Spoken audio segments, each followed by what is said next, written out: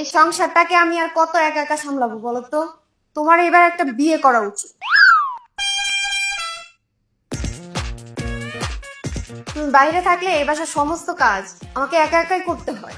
আর কাজটা তো সমস্যা না, সমস্যা হচ্ছে একা থাকা।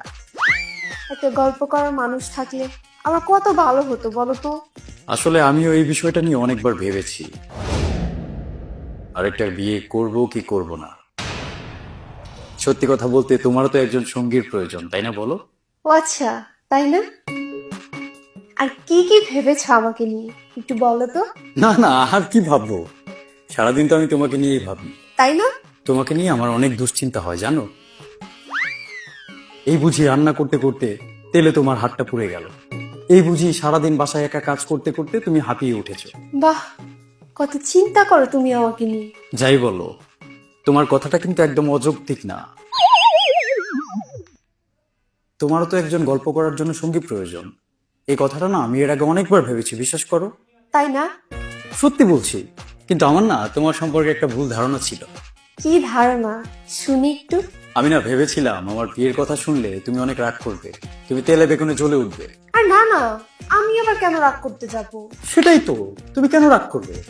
একটা বিয়ে করলে তোমারই তো ভালো, তোমার সঙ্গী হচ্ছে, তোমার কাজে হেল্প করছে। আমি না এতদিন তোমাকে চিনতে অনেক বড় ভুল করে ফেলেছি গো। তা কি কি ভেবেছো আমাকে নিয়ে একটু বলো তো। মনে মনে যা যা ভেবেছিলাম সব তো বলেই ফেললাম, এবার তুমি কিছু বলো আমাকে। তুমি বিয়েটা কবে করাচ্ছ? আর তোমার মনে যা যা আছে তুমি কিন্তু সবই আমাকে বলতে পারো, কারণ আমি কিন্তু তোমার ফ্রেন্ডের মতো। তুমি তো আমার বন্ধুই, আমার বেস্ট ফ্রেন্ড। তুমি আমাকে ফ্রেন্ড ভাবো?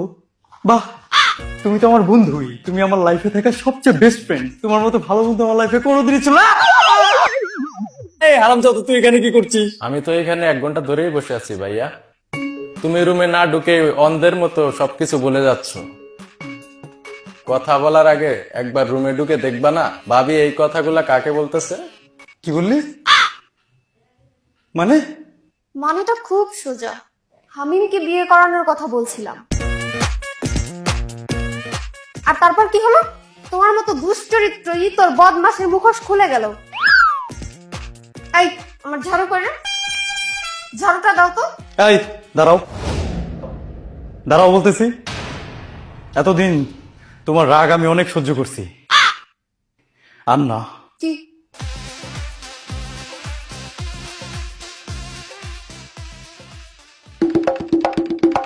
এই, খবরদার, একদম নড়বে না। জাদু, কোন ঝামেলায় পড়ে গেলাম রে।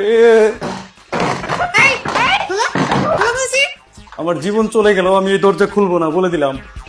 হ্যাঁ হ্যালো বন্ধু, আমাকে একটা বন্দুক ম্যানেজ করে দিতে পারবি? না দরকার আছে, আমার আর বাঁচতে ভালো লাগতেছে না।